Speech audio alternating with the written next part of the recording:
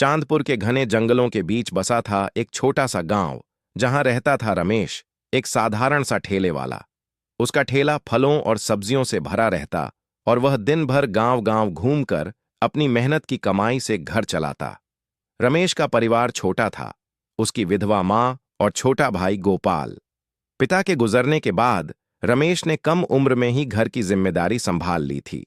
लेकिन पिछले कुछ महीनों से गांव में बारिश की कमी और महंगाई ने उसकी मुश्किलें बढ़ा दी थीं। घर का राशन खत्म हो रहा था और मकान मालिक हर हफ्ते किराए के लिए परेशान करता। मां की आंखों की बीमारी का इलाज भी अधूरा पड़ा था, क्योंकि पैसे की तंगी थी। एक दिन रमेश अपने ठेले को लेकर जंगल के रास्ते से पास के कस्बे जा रहा था। यह रास्ता सुनसान था, लेकिन समय बचाने के लिए वह अक्सर यही रास्ता चुनता। उस दिन सूरज डूब रहा था और हवा में अजीब सी ठंडक थी। रमेश अपने ठेले को तेजी से चला रहा था ताकि रात होने से पहले कस्बे पहुंच जाए। तभी उसकी नजर जंगल के बीच एक पुराने टूटे फूटे कुएं पर पड़ी।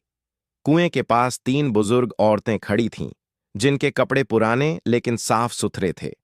उनके चेहरों पर एक अजीब सी शांति थी और उनके पास रखा एक छोटा सा पोटली चमक रहा था। रमेश को उनकी मौजूदगी अटपटी लगी, क्योंकि इस जंगल में कोई नहीं आता था। उनमें से एक औरत ने रमेश को पुकारा, बेटा, क्या तुम हमें कस्बे तक छोड़ सकते हो?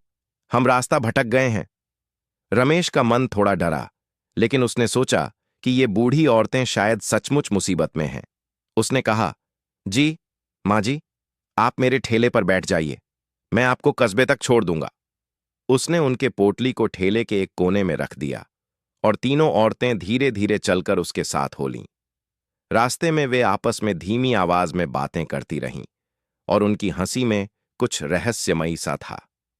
कस्बे के किनारे पहुंचते ही औरतों ने कहा, बेटा, हमें यहीं छोड़ दो, हमारा ठिकाना पास ही है।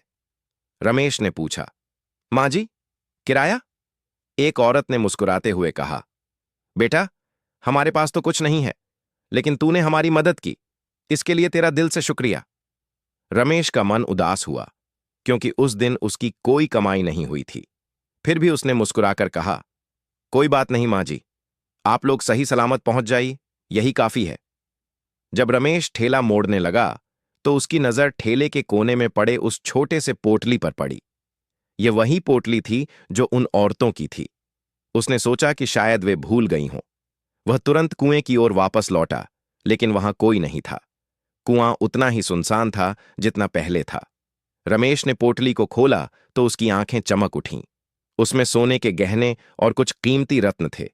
उसका दिल जोर जोर से धड़कने लगा। वह समझ गया कि यह कोई साधारण चीज नहीं थी। पहुंचते ही उसने मां को सारी बात बताई। मां ने पोटली देखी और बोली, बेटा, यह किसी की अमानत है, हमें इसे लौटाना होगा। रमेश ने सहमति में सिर हिलाया, लेकिन मन में सवाल था, वे औरतें थीं कौन और वे कुएं के पास क्यों थीं? मां ने पोटली को अपनी पुरानी पेटी में बंद कर दिया और कहा, किसी से इस बारे में बात मत करना। अगले दिन रमेश फिर उसी कुएं के पास गया। दिन के उजाले में भी वहां कोई नहीं था। कुएं की दीवारें टूटी हुई थीं और आसपास जंगल की झाड़ियां उगी थीं। तभी उसे एक बूढ़े चरवाहे की आवाज सुनाई दी, जो पास के पेड़ के नीचे बैठा था। चरवाहे ने कहा, नौजवान, तू यहां क्या ढूंढ रहा है? ये कुआं तो सालों से सूखा पड़ा है। रमेश ने सारी बात बताई, 3 बुजुर्ग औरतों, उनकी सवारी और पोटली के बारे में। चरवाहे ने गहरी सांस ली और बोले, बेटा, यह कुआं कोई साधारण जगह नहीं है। लोग कहते हैं कि यहां जंगल की आत्माएं रहती हैं। वे अच्छे इंसानों की परीक्षा लेती हैं। जो ईमानदार और नेक होता है, उसे वे इनाम देती हैं, लेकिन जो लालची होता है, उसे सजा भी देती हैं।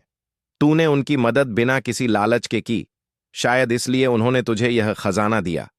रमेश ने पूछा, तो क्या मुझे यह खजाना रख लेना चाहिए? चरवाहे ने मुस्कुराकर कहा, अगर तेरा दिल साफ है तो यह तेरा इनाम है, लेकिन याद रख, इसे नेक कामों में इस्तेमाल करना। रमेश घर लौटा और मां से सारी बात साझा की। मां ने कहा, बेटा, अगर यह हमारी किस्मत में है तो इसे स्वीकार कर लेते हैं, लेकिन पहले हम गोपाल की पढ़ाई का इंतजाम करेंगे, मकान का किराया चुकाएंगे और गांव के गरीबों की मदद करेंगे। रमेश ने सहमति में सिर हिलाया। उसने पोटली में से कुछ गहने बेचे और घर का किराया चुकाया। गोपाल को शहर के अच्छे स्कूल में दाखिल करवाया और मां की आंखों का इलाज शुरू करवाया। बाकी का खजाना उसने गांव के स्कूल को दान कर दिया ताकि और बच्चों की पढ़ाई हो सके। कुछ महीनों बाद एक रात रमेश अपने ठेले को लेकर जंगल के रास्ते से लौट रहा था। तभी उसे फिर वहीं 3 बुजुर्ग औरतें दिखीं। इस बार वे मुस्कुरा रही थीं। एक औरत ने कहा, रमेश, तूने हमारे खजाने का सही इस्तेमाल किया। तेरा दिल सच्चा है। हम तुझसे बहुत खुश हैं। दूसरी औरत ने कहा, जब भी तुझे जरूरत हो इस कुएं के पास आ जाना। हम तुझे कभी अकेला नहीं छोड़ेंगी। तीसरी औरत ने हंसते हुए कहा, लेकिन अगली बार अपने ठेले को थोड़ा तेज चलाना। रात में जंगल में रुकना ठीक नहीं। रमेश हंस पड़ा और उसने उनका शुक्रिया अदा किया।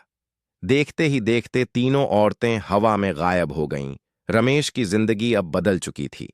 उसने न सिर्फ अपने परिवार का भविष्य संवारा, बल्कि गांव के कई बच्चों को पढ़ाई का मौका दिया। आज भी जब वह जंगल के उस रास्ते से गुजरता है, उसे उन 3 औरतों की हंसी सुनाई देती है। वह समझ चुका था कि सच्चाई और नेकी का रास्ता भले ही मुश्किल हो, लेकिन उसका इनाम हमेशा अनमोल होता है।